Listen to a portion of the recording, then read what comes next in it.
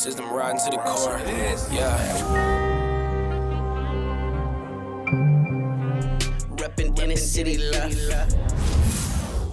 This is the Inner City Left broadcast. Today is Sunday, February 23rd. I am Amin TMK alongside Emoji Lil Tanky Sumler and Keita DeMuscle. Hello, gang. How are you? I would just like to state for the record, in case Rico is playing, I'm not in a gang. I have no official affiliation. Yes. Good afternoon. All right. We did this thing where we talked about the deterioration of the just domestic situation here in the United States. We are all, been living here for basically our whole lives. Not all of us, but most of us. And I think what everyone is seeing is, the American decay. That's what I titled it. That's how I feel is going on. So let's just jump right into it, because there's definitely something that has been water cooler conversation probably since the beginning of the year. And that is these aviation crashes / accidents / miscommunication / blah, blah, blah. Okay, let's go through it. How many airplanes have crashed in 2025? There have been 99 aviation accidents so far in 2025, 63 crashes, and the others were, emergency landings or so on and so forth. Okay. Also, just less than a week ago, Delta plane crashes and flips upside down at the Toronto airport. And this is following the January collision between the Black Hawk helicopter and the commercial plane coming out of Reagan, where 67 people were killed. Let's talk about that. Muscle, I'm going to start with you. What do you see when what does it make you feel? What do you think the American public are dealing with when it comes to these plane crashes and just the aviation safety, and where this current administration has, do you hold them to any account or to any blame for these things? So I think that goes back to, because I find it interesting when you said that you consider this period American decay, and I am just like, actually, it's this time period is emblematic of America's founding. In that we were committing genocide against the Native Indigenous peoples, and that we were ruining people's lives. And so even with these aviation accidents, of course, we can compare them to 2024 numbers. You should do comparisons. And so that's always my first question. Like, okay, well, what were the aviation crashes in 2024, 2023, 2022? But the fact is that aviation crashes have been terrible, because Boeing has been admitting that they're not doing any safety or quality checks that were supposed to be mandated by regulations instituted by the federal government. And Boeing assassinated 2 people. And so care to say whistleblowers disappeared. Whistleblowers disappeared. Heavy suspicions that Boeing contributed to their disappearance. And so when we think about these aviation crashes, it's sure we could blame this administration. That would be easy. Trump did enforce deregulation. That was his huge platform about that, how there's too many regulations, there's too much red tape. Businesses can be trusted to monitor themselves. But what Americans should know as fact, if we actually studied American history or were honest about what that history entails, is that corporations have been taking shortcuts that have been murdering people since America's founding and since America's industrialization age, where we thought child labor was okay and why black lung for the company is okay as you live in a company town paying everything that you can. And so these aviation crashes just reinforce what we really should have never forgotten. Capitalism does not care about human lives. It is incapable of caring about human lives. And now we're looking at people becoming even bigger billionaires in just the last few weeks with all the chaos that's been happening is that this is Trump being honest, okay? That we said, oh, he's a buffoon. This isn't real. There's no way these things would happen. But I'm like, the reason we had all of these regulations in the first place, people who tout like the benefits of OSHA, for example, always say like these regulations were carved from human blood, that people already died before we even put these regulations in place. And so when Trump said he wanted to repeal them and has, that's because corporations were already not doing the things that they were supposed to. And now they really won't be held accountable for the millions more people that they're murdering because they want to make that quick dollar immediately. Emoja. Thoughts, feelings on that? You know, I think it's very easy to be like, capitalism hates you. But I think that's disingenuous. To capitalism, at best, you exist only as a cell. Your name exists as a cell in a database, right? Like, capitalism doesn't even fucking know you. Capitalism doesn't fucking, and that's what makes it scarier, right? It's not that they want to kill you. They have done a calculation that has given them a probability of certitude that allows them to move in a way of certain type of inevitability, right? This is why, again, I tend to be against harm reduction. I don't think it's real because this is the same math as harm reduction, but now it's starting to affect you. Like, for example, it's easy to look at the fact that you said it was 97 crashes this year. We haven't even had 97 99. days. 99. But we haven't even had more before 101 Dalmatians, you know? There it is, right? They're making a code. Like human code. Oh, no. Yeah. But the reality is... A little morbid, macabre. Right. We went humor. Straight to... would you... What was that? Oh, okay, anyway. Hannibal Lecter world. But no, the reality is United Airlines themselves fly 4,500 flights a day across 5 continents.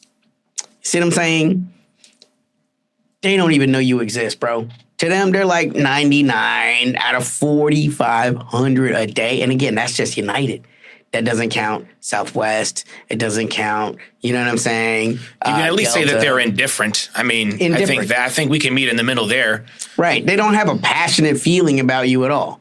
If you die, that's covered under tort reform. There's so much your family can only ever get from them, even if you're able to prove some sort of guilt in a court of law, which, by the way, expect for that to take 5 to 10 to 20 to never amount of years, right? And then the amount of money you get back will never be worth the loss of the person that you loved.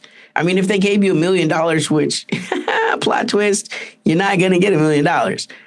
If they gave you that, would that be worth the loss of whoever you lost on that plane, right? But mathematically, from a capitalist point of view, it's absolutely worth it. They can keep it up in litigation for so long that most people are just going to get tired and drop out of that process. So mathematically, from them, from a profit and loss point of view, the entire process or the entire mindset or thought process or business model is to wait you out. That's the whole thing with, I mean, they discovered this, I feel like, with gift cards. Right. When it was like, 70% or 30% of all gift cards never even get spent. So you're getting 30% free profit.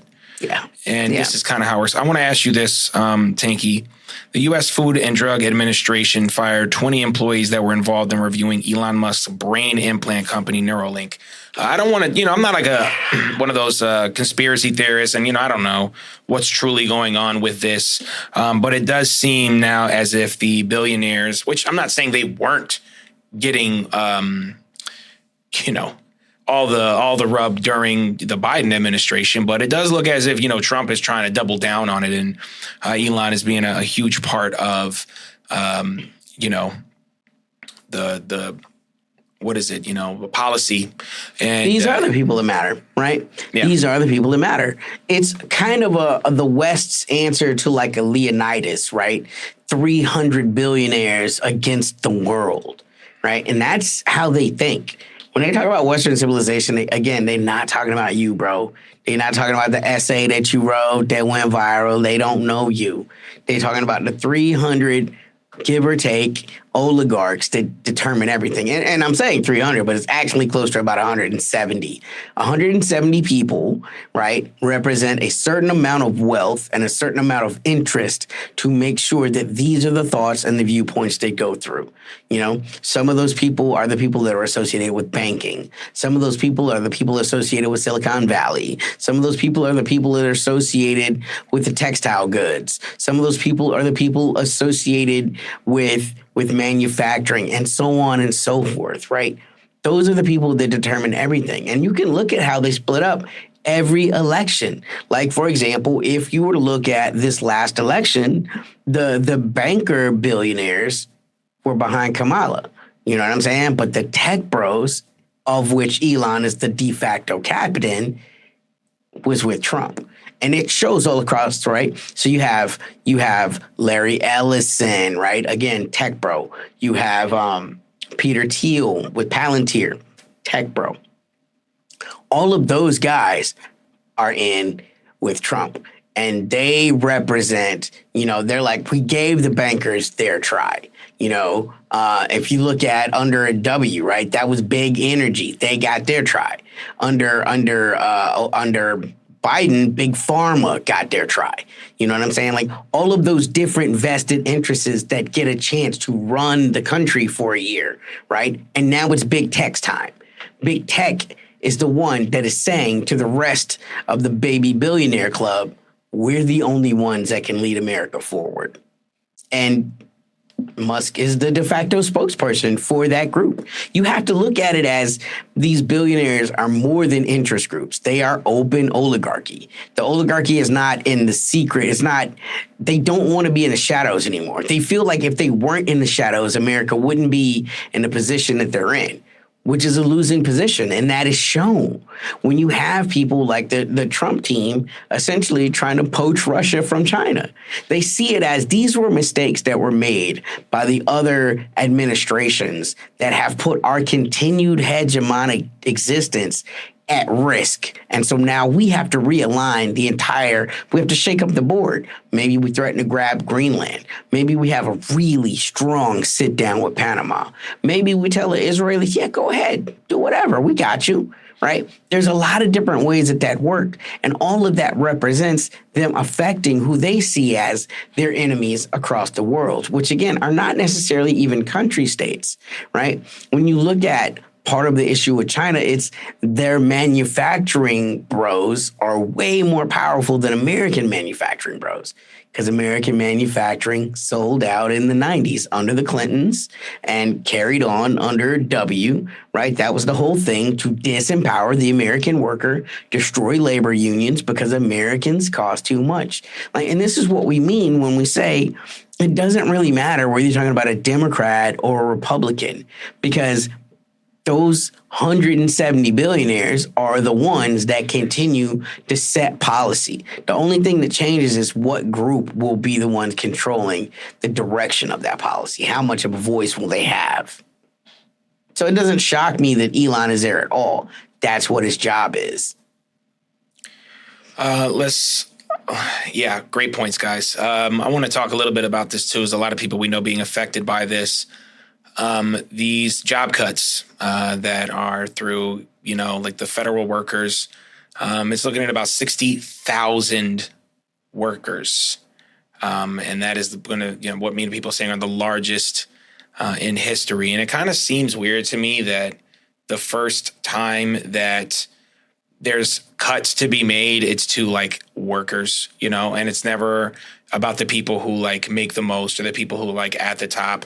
It's always the workers that have to be cut, and it's more and more people. Now, there are also, of course, I think the elephant in the room is U.S. aid and the things that USA are involved with, and, you know, the nonprofit industrial complex and all of those things. But at the end of the day, it's Americans that are losing their jobs for the most part. And again, this is supposed to be like the way that we save money. This is the way that we, you know, slash spending or whatever it is. Also, you know, there was this conversation about cutting the military budget. Secretary of Defense Seth already came out and said that they're going to be redirecting those funds. So there was sort of this idea that this, you know, administration could be like for the people. Obviously, that's hilarious. But yeah, 60,000 workers, gone from the federal, employee roles. What does that do sort of to the American people? And what are your thoughts on that? And I'll start with you, Muscle. Okay, there's a lot. And I think people, like right now, what America is focused on is being like very reactionary to each of the things that he did. But first, there's an entire document, Project 2025, where they outline exactly what they want to do. And so I'm not even sure like why people are shocked, because they wrote it down, they disseminated it on the internet, and then we're like, oh no. But the other thing about these federal job cuts, and something that we've talked about in previous podcasts, is why you have to care about different social justice issues. Recognizing that, yeah, we can't necessarily care about everything, but we have to pay attention to the way oppressive fascist governments like ours move, because then we notice that the pattern of what they're leading to, it feels like an isolated event, but it isn't. So one of the things that we talked about previously in this podcast is like, hey, did you realize that they're increasingly criminalizing homelessness, and that they're increasingly criminalizing homelessness because they want more people in prison? Why? Because prison provides free labor. Why? Because America's founding is founded on genocide and the enslavement, the legal enslavement of people, where they were saying like, oh yes, it's fine because they're legally not even, like Black people legally aren't even people. And then I starting identifying the rest of the world in relation to this white-Black divide. But this is why the federal job cuts are alarming, and it's not related to the GDP, because it is related to, yes, of course he wanted to cut the government. Fascism always does this. They take steps to do these massive purges because they need people who are loyal to the cause and will help them enact the rest of the steps to securing power over the executive branches, as well as specifically all of the military and defense measures that you possibly can. And these federal job cuts, which is why, like, when Doge or Trump even offered this deal to federal workers saying, like, if you leave now, we'll give you this 7-month severance. And there were, of course, people rallying to say, don't take this. They want you to be out of a job. They will not promise you this money, because any of their promises, and this is also endemic of the United States too, that we don't keep any of our damn promises. We make deals out the backside of our mouths with our fingers crossed behind our backs. There is not a word we've kept.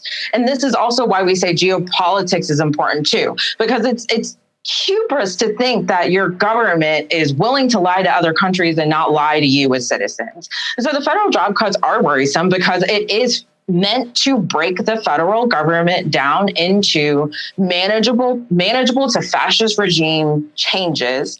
And then also to ensure that a whole bunch of people are homeless. And now a whole bunch of things, like, I don't know that people were paying attention with the Patriot Act and how those security measures have gotten even worse. But what's getting classed as treason, what's getting classed as being a criminal of the state with the accusations against Luigi Mangione is like, yeah, they want to put you in prison because they want you to be free enslaved labor for the working class. Y'all think that, oh, it's these people, don't they realize this hurts the economy? As Tanky pointed out, they don't give a shit. You are a number, and right now you could be a convenient body working for the state. And how we should be alarmed, because he even said all of these immigrants, if these countries don't take them back, where he just wants to start deporting people to Guantanamo Bay, again, to be tortured, but also to be free enslaved labor.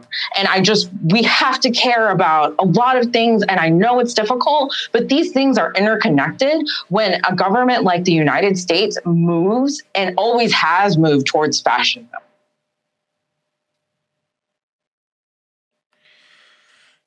Yeah, I mean, well said. Let me see here. What did I have? Let's switch on to this. I mean, we can keep talking about billionaires, but I think this is important. This is something that's important to me, and I'll aim this at you, Tanky. Last year, U.S.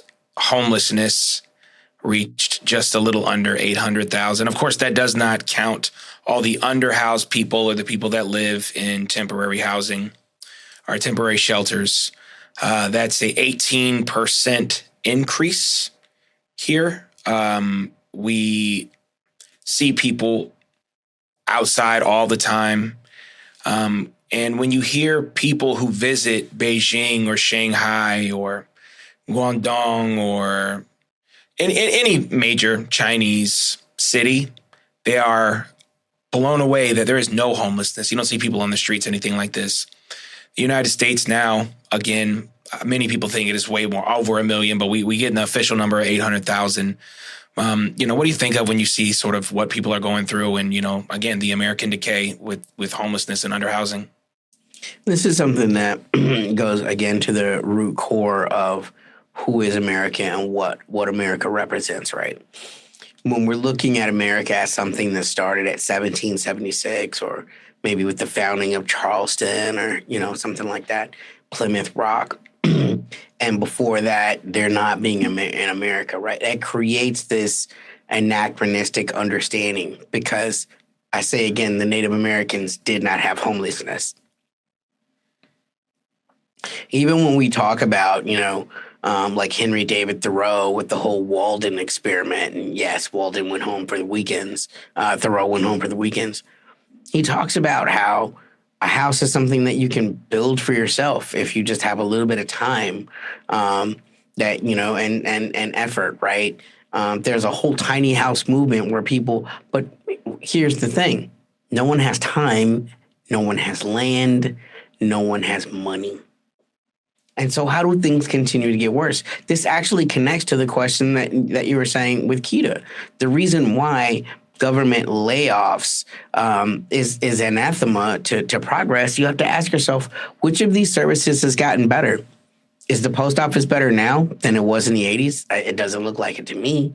I go to the post office often. They don't even have they don't have stamps. Like, how can you be a post office and you don't have stamps, right? You don't have money orders. These are like the number 2 things that a person would do at a post office. Number 3 is, maybe get a passport photo taken. Can you get that done anytime you want at a post office these days? Not at all. But you used to be able to. So why is it that with all of this efficiency, all of this firing, right, these services don't get better? It's not about that. Because again, government services aren't meant to run at a profit. How is the firefighting right? I'm just going to go municipal. How is the fire department ever going to turn a profit? Should they charge you when they show up at your house and put the fire out, right? So then if you're looking at that on paper, it's like, well, the fire department always loses money. No, the fire department is not there to make money. And if you're looking at the biggest loser financially as far as what never generates, the Department of Defense never generates. No one costs what the Department of Defense costs. Every year they need more. Where's the profit that they're generating? But we never get those type of conversations, even with Hegsworth, right? I'm going to keep messing this guy's name up for like, Hegseth.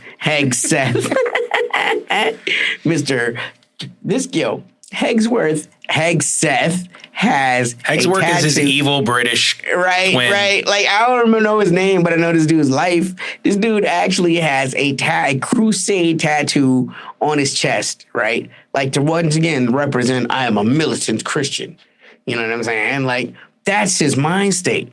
That's not that compassionate Christian, right? I mean, once again, it's always kingdom of heaven with these guys. God wills it, Christians. And that's what we have in there. Not the, harder is it to get to heaven for a rich man than a camel through the eye of a needle Christians. Those guys never exist, not in government. You know what I'm saying? And so that's why we have this homelessness, because those guys are the lost. You know what I'm saying? You wouldn't be homeless if you joined the military. You wouldn't be, you see what I'm saying? And that's what they want. You looking for a government job? Department of Defense is hiring all the time. Go enlist, right? These failures are not failures so much as part of an intended consequence. They look at the Russian military getting bigger, getting leaner, getting sharper, getting meaner. They look at the Chinese military getting more technically proficient, more just vast as far as their size. I mean, again, the People's Liberation Navy is larger than the American Navy. No one would have ever thought that would happen. I certainly wouldn't have thought that. Even as little as 20 years ago, I would have never thought the Chinese Navy would be bigger than the American Navy, right? But it wouldn't be. If you're homeless ass, if you're unemployed ass, did your civic duty and joined the fucking military. And that's the aim of all of this. Go to jail or join the military. Because these guys, they always got room for you at jail, and they always got a job for you at the military. Oh, that's very, very good point, because that is what still happens to black men and Latinos, where they're given the ultimatum to be forced into service or to go to prison. Yeah. Why you want to I want to mention this too, because there has been this discussion, I think, that happened. All the discussions are starting to happen again that were happening previously when right before Biden got elected. You know what I mean? Everyone seems to be so turned up on the same things that were happening under the Biden administration. And I think Gaza is certainly at the top of the list. Now people are, from the Democratic side are starting to pay attention. We now talking about COVID more now that Trump is in office. We're now talking more about, fascism is here. Fascism is here. We're the LGBTQI plus, rights, even though Kamala said states' rights, which is absolutely nothing.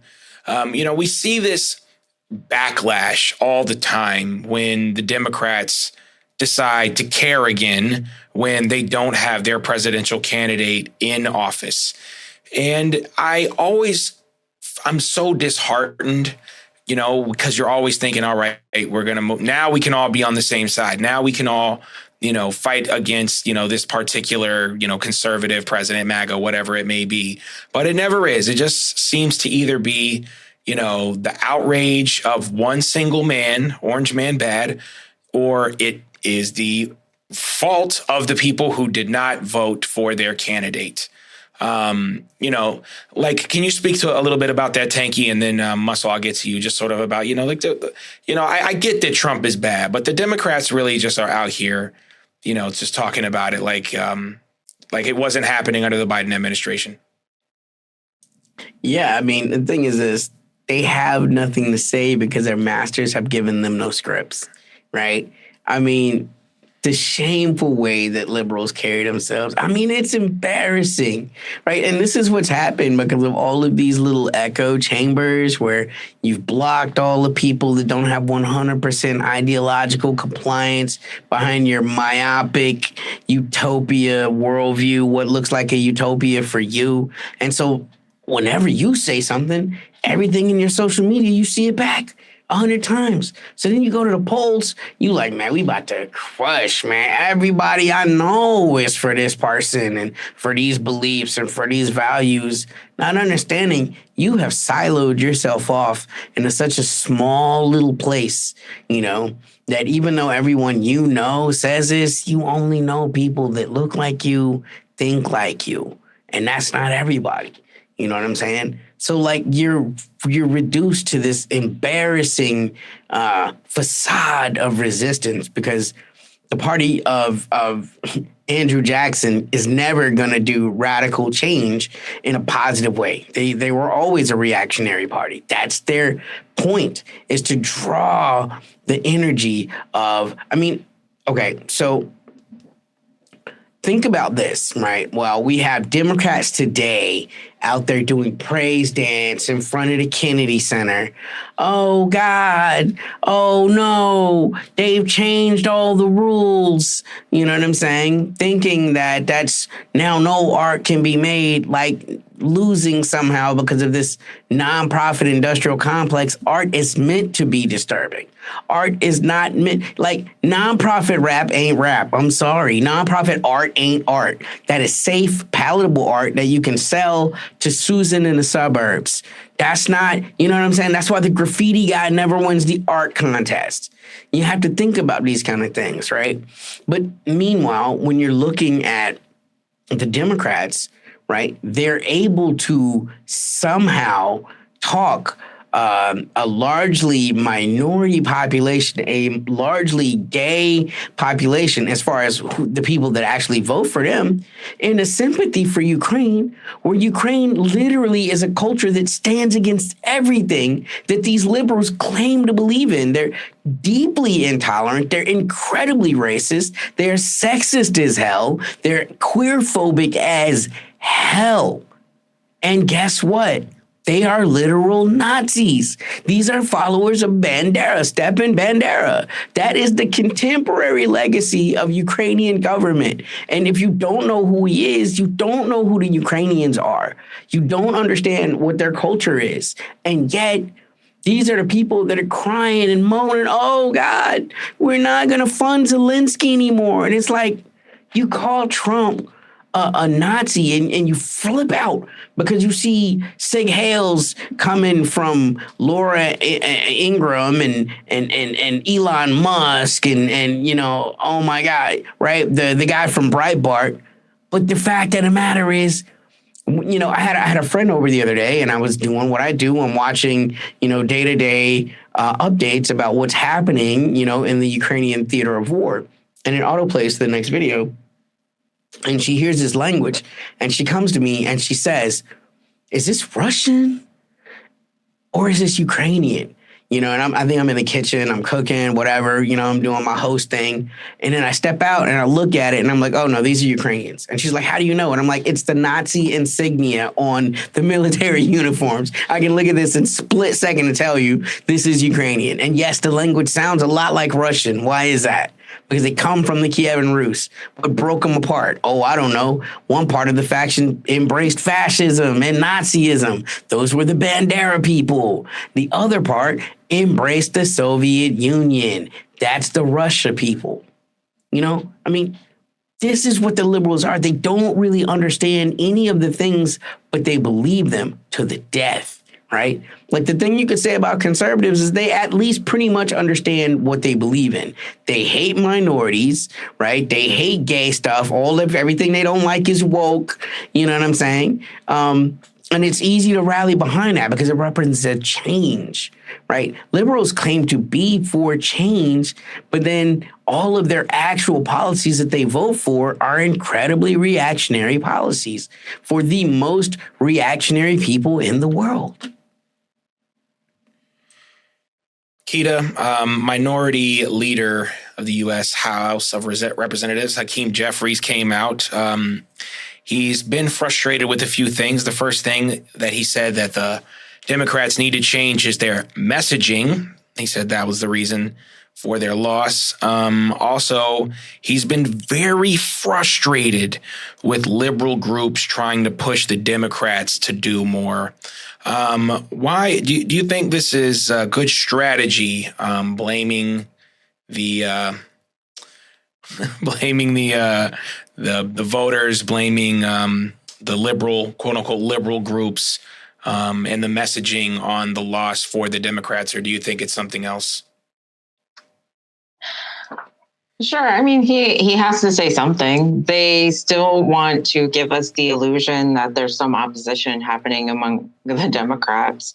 I mean, not on a federal level. We'll see what the states do, honestly, because even though Trump also ran and this administration ran on states' rights, hey, guess what? Fascism always lies to you. And you can't have states' rights under fascism because there has to be one strong central power. States' rights were always going to go away. That's why you can't support certain ideologies and certain actions when you see them taking place. The Democrats have to pretend, like they've been pretending for the past, God, it feels like since they've been pretending since America's founding, because the first parties were the Federalists and Anti-Federalists, and then the Anti-Federalists renamed themselves to the Democrat Republicans. Oh, they were one party at the time? Yeah, they were. And suddenly you think that their ideologies and their policies have changed from that founding. They haven't modernized in any meaningful way. Native Indigenous peoples were asking for their reparations, and Democrats were like, oh no, it's just not time yet. And all of the Japanese Americans who were interred in concentration camps asking for reparations, all the Black people, and Democrats every single time. Oh, it's just not time yet. And so people think that this was ever the party that was going to fight for your rights. They didn't fight for your privacy. They didn't fight for these regulations. People did that. Citizens did that through protesting, through different avenues of activism, not all of which are visible, but definitely trying to stop the empire in the ways that they can. And it wasn't the Democrats. And I think like that's what we see too with the way, this is why I don't blame people who don't vote, because there is something about the system that has so disenfranchised them that they can't see themselves expending energy towards something that feels meaningless. And then we see the Democrats who are in office, and part of their strategy probably is, well, just wait till the midterms. We have to face the reality.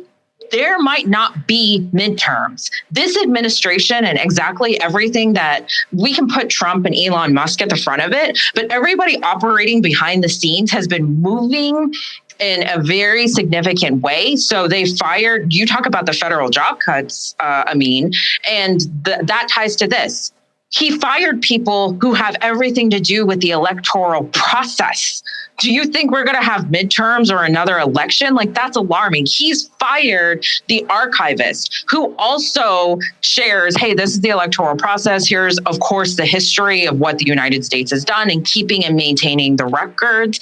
That he feels he should have access to them, but not to the American people. And so really, they're doing this opposition to make us think once again, oh no, they are fighting for us. It's just so hard for them because Trump makes it hard and they don't know what to do. Well, you know what?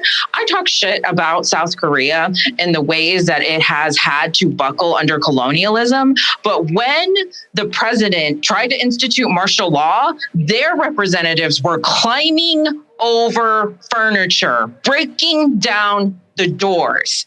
So we have an example of even a colonized country doing more for their people than the Democrats are doing for United States citizens. Letting one person hold the whole door and stop dozens of people from coming in. Just to Kim's point, right? Again, when we're talking about the Democrats, what do the Democrats owe the Ukrainians? What significant role in American history did the Ukrainians play?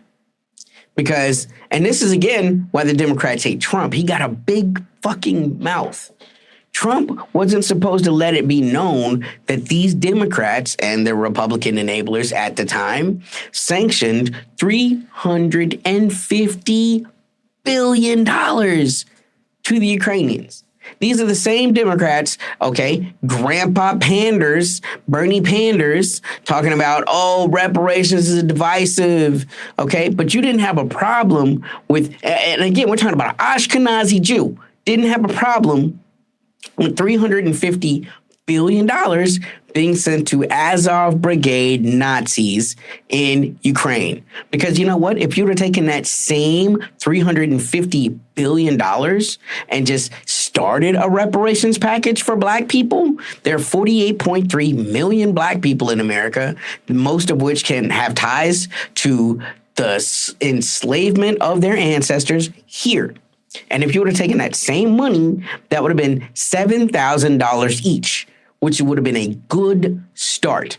It would have began the conversation. right? Don't tell me we don't have this money to make reparations happen when we just had $350 billion to give to Azov Brigade Nazis. And Democrats got everybody in America to go along with this, at least all of the people that vote Democrat, of which most of those people are black people, queer people, and immigrants. And this is why there was the whole Dearborn Rebellion, where the Muslims in Michigan were like, fuck this. We're not playing along this game anymore. We're not playing for the Republicans to win, but someone has to ensure the Democrats lost. And I personally saw that as an incredibly brave, truly revolutionary political act.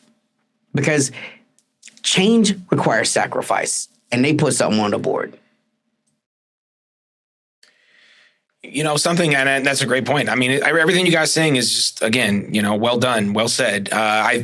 Something that's interesting to me is the end of the day, you know, as everyone postures for the power, there still is, you know, they're the Skeksis. They're still going to work with each other, you know, before they eat each other, you know, kind of vibe. And I just wanted to mention this because I think it was one of those big scandals not too long ago. Eric Adams, former New York City mayor, was arrested on corruption charges. Looks like he was dead to rights. There was a significant amount of evidence that pointed to him taking money, I believe, was from the I don't want to say the Turkish government, but it was a Turkish official or, you know, anyway, foreign affairs or whatever. Like, you can't do that. That's effing illegal, in the words of Dana White. And you have a situation where the Trump DOJ just drops the charges. This is why corruption is so pervasive in the United States, because it doesn't even matter if you get caught. It doesn't matter if you get charges. At the end of the day, someone's back is going to get scratched here. There's going to be a favor here, and there will be no accountability. We hear about this all the time for individuals, you know, people who are just regular working class. Where's the accountability? I don't know if you guys saw that Elon Musk said that there was going to be an email, and every week they're going to have to explain, every government worker is going to have to explain what they did this week, like how they benefited the country or how they benefited the company. And if they don't reply, they get fired. You know, this is just sort of the mentality, I think, that, you know, a lot of these people have. And it goes to the point of, like, at the end of the day, like, it all matters. Class, you know, class matters. Race matters. You know, these things are all a part of the same thing that, you know, you look at USAID. USAID, so much of the things that they funded were just specifically divisive, just to create, you know, a separation from the people, you know, or you're arguing about things that don't really matter. But, you know, at the end of the day, they're in cahoots, I say. Yeah. Any thoughts on that? If not, I'll move on. We talk about this often. Okay. Third party. If you're going to vote, maybe third party is a good option. It was a good option for myself. I believe Muscle and Tanky also went third party. Doesn't seem like you see a whole lot of Kamala out there, but it does seem like you see a lot of Claudia De La Cruz. Does seem like you see a lot of Jill Stein out there. I saw that even for all of the problems with Butch Ware, he's running for governor. Everyone's like, why don't they run locally? Well, he's running fucking locally. Is that good enough? You know, I don't agree with his views internationally as far as his China relations go, but I don't see how that should be much of a problem for governor. Right. So, I mean, again, these are just the mythologies that Democrats sprinkle on your bed like fairy dust to make you dream that they're the resistance. Yeah. And so, yeah, Keto, what are your thoughts sort of about, you know, you got Jill Stein out here still protesting, you know, you had Claudia De La Cruz still out here, you know, specifically talking about this, but Kamala is nowhere to be seen other than sort of pandering to this, like, you know, group of, you know, students or whatever it is, where it's like the same recycled phrases. Yeah, I'll be honest. I don't follow Kamala. I don't give a shit where she is because it's not anywhere meaningful that will help the people. The way I feel about Claudia De La Cruz is who is vocally out there in a way that is incredibly dangerous right now. Because willing to risk it's clear something. that because it's clear this administration is redefining what terrorism is redefining what law and order is, that it has already been redefined. And Kamala is still, because she was at the NAACP Image Awards a couple of days ago or whatever. And I'm not following her to that degree because what she has to say is not helpful. What's she going to say? Vote in the midterms? Help get Democrats back in office. Okay, y'all had a supermajority, and you didn't even have the gumption to get rid of student loans. Muscle, she trying to get them deals. I don't know if you know, she just got a new PR agency, like one of the most powerful firms in Hollywood. She about to get a book deal. She probably about to go on that Bill Clinton speaking tour. You know what I'm saying? Like absolutely. She's going to do the speaking tour, but I don't have the patience, and I have a sense of urgency too much to follow where the fuck she is. There's too much going on, and following her PR circuit where she's going to say, we should have hope. We've been here before. Don't worry, y'all. Like, joy, or, shut the fuck up or whatever. It's like, bitch, we got shit to do. Okay. Because these regulations are harming people. There are more food recalls, and that's just what's getting announced to us. And that's the other danger about federal job cuts, because we're not going to get the announcements about the bird flu pandemic. We're not going to get announcements about food recalls because corporations have control of the government, and they want to sap as much money from it as they can and leave all of us to starve or be enslaved in the fields. But the fact is that there are way more of us, and that we have examples across the globe of successful resistance against the American empire. And that's what I have to pay attention to. And I just want to say, the people that want to resist do, right? Like, again, I'm seeing more ethics from these federalists, in the Department of Justice than I'm seeing from any of these Democrats. I mean, who better to lead the resistance than the people who know the laws inside and out? I don't mean Democrats. I mean specifically the administration that just left.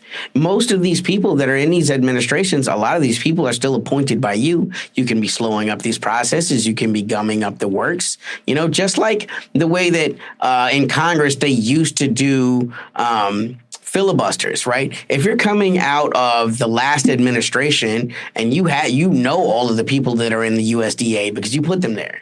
You know the people in the forestry department because you put them there, right? Not everybody's getting fired. Y'all don't know how to slow down these things that the new executive branch is trying to implement, how to gum up the works from the inside, because that's the real resistance. If they were really on your team, they would be leading from the front in those ways, proudly as the resistance, right? You never read no X-Men book where they were like, I'm working from behind the scenes to like, they got to go and smack Magneto in the mouth, right? Like, they don't like, I'm going to go and work on this legislation. Right. You're public officials. We do not need to see behind the scenes. Behind the scenes are the federal workers who have somehow slid past all of the secrecy and the fascism loyalty question tests, who are still working and who are creatively halting processes, who are creatively asking who are blowing the whistle to these attorneys and these federal courts to try to use the system. Those people I trust, they're doing some work as long as they're able to stay. But the Democrats are supposed to be our public officials, and even in public, y'all are being hoes. Well, they have the majority. I just don't know what we can do. I mean, this is what the minority leader is saying, right? He's saying straight up, I'm not going to do anything.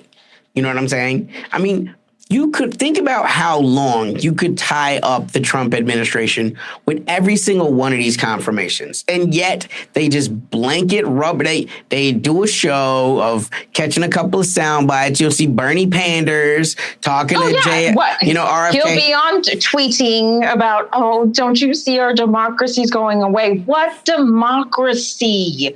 But you're still going to vote all these people on the through. fact that people couldn't vote, and then continue denying people the right to even access a say in how this government moves forward. It is What a joke. Again, tell me how someone like Bernie Sanders has less of an issue with Marco Rubio becoming a Secretary of State. If you truly believe what you believe, you should have went to the killing floor to keep that from happening, right? If you truly believe what you believe, that should still be tied up. That should be in committee after committee. And this is how I know the Democrat, because they have zero imagination and zero creativity. Yes, as Tanky said, they are controlled opposition, because people who are actually resisting, I have seen so much creativity from local activism, because humans resist fascism to this degree. Humans resist oppression to this degree. It's not like Native Indigenous peoples went away. They continue to protest. They've inspired some of the activism that we should be doing now. And the Democrats aren't even looking for ways to say, like, hey, y'all, it is getting scary. Our rights, we're coming together. No, they're not trying to do anything visibly except do their talking points about, oh, the ultra rich. You are the ultra rich. You have been taking stock buybacks against the American people for years. You have been stealing taxpayer dollars to keep your broken bodies going while breaking the bodies of average American people, and against immigrants too. And so, like, this is the absurdity of being like, I have to keep you in office to do not shit except to take more money and to get, just to say, oh, I'm the exception to the rule. But all they are is another ruling class. We even talked about this with saying, how do you inherit a governor's seat? How do you have a Senate legacy family in the United States when the United States isn't even that freaking old compared to the rest of the empires in the world? Like, that's ridiculous. So we've already established that we have this monarchy, essentially. And then we laugh at Trump like, oh, he just pretend. No. We've always had this, except that because we called it U.S. senators and U.S. representatives and gave it the nice language of democracy, not recognize it that they already installed themselves as a monarchy. And I just want to touch in. Think about what the number one degree is for the average politician. More politicians are lawyers than any other sect of job in the Americans, right? Like, they're not mostly soldiers. They're not mostly, oh, I was an officer. There are some, but most of the people that are involved with the United States elected government came from the background of law. What happened to all the lawfare? When you were trying to keep Trump from running, you had case after case after case for Trump. Y'all act like y'all don't know how RICO works. You know how RICO works when you're going after Young Thug. You don't know how RICO works now when you're going after Trump? Okay, so Trump is a bridge that you can't get to. But what about his mans in them? Right? Like, you could tie Trump up right now by just going hard after everybody associated with him and make him spend his entire presidency doing nothing but pardons for all of his people. Can't get nothing done if I'm trying to get my mans out all the time, right? These are all lawyers. These are all people that understand legal warfare to the nth degree. They understood it when they were using it against the Panthers. They understand it when they're going up against what was the Uhuru 3, right? These, again, Democrats, right? When you're going up against all of these third party candidates that you want to keep off the ballot. You know, they're A1 with the lawfare. When the Republicans win, we don't really have no way to move forward. And these people that vote for Democrat fall for it over and over again. Yeah, I mean, the voters are falling for it. In many ways, the Trump voters fell for it too. It just constantly is a situation where, you're just not going to get what you want to get unless you want to start thinking about voting third party, unless you don't want to deal with electoral politics in general as it is. I want to give a shout out to our podcast listeners. We are available everywhere you find podcasts: Apple Podcasts, Spotify, iHeartRadio. You can always check out our Podbean or check out our website, innercityleft.com. We have a Patreon. And, we're really thankful for our patrons, and it's a budding and growing community. So let's give a shout out to Incognigrita, History Will Absolve Me, Sophia San Marco, Kate Sauer, Monica Marcial, Joe DeVidio, Laura Joelle, Nikki Enfield, Not the Rat, Lucy Newman, Samantha Guerrero, Dumpy, Tom L., True Crimes of the Empire, WZ22, Jay Gallart, 94, No Ground, RK, Paulo Poderosa, Alyssa Piercy, Lauren Bullock, Suzette Top, Dennis Amadeus. Final thoughts, Keita, and then final thoughts, Tanky.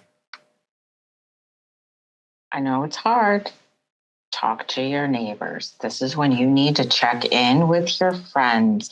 Start building up just small little community gardens, what you can, even if it's just, hey, I had this extra food, because y'all, it's hard out here. And I'm serious. We cannot do this without each other. And I don't want anybody to be abandoned and alone in this or to feel that way. But it starts with talking with your neighbors, gathering your friends up, going in on like grocery co-ops and saying, hey, if we did this and we made this for each other, because shit is getting scarier and harder. And too many of us are already caught up in what's happening, and only more folks are going to get caught up. And the way we know what's getting closer to our neighborhoods is by keeping track of who is in our neighborhoods. Hey, I'll know if my neighbor disappears because we talk to each other. Yeah, I mean, same, man. My whole thing is appeal to community. I can't save everybody in DC, but I can make sure nobody in my tribe go down. You know what I'm saying? Find your group of people and continue to work for them. You don't work for them so that, it makes you feel good. You work for them because you need these people to do well. You need them to do well because them doing well actually helps you do well. It's mutualistic, and you have to get out of this zero-sum mind state. That is the American way. And start thinking about, what does win-win cooperation with the people in your life look like? You know what I'm saying? That's what I got for you. Love on your people. So thankful for y'all's expertise. Thank y'all for watching. Like, subscribe. You know how it is. Leave a comment if you like what we're doing. For Keita the Muscle, Emoji Little Tanky Summer, I am Amin TMK. This is the Inner City Left broadcast. Peace. System riding to the core. Yeah. Reppin' Inner City Left.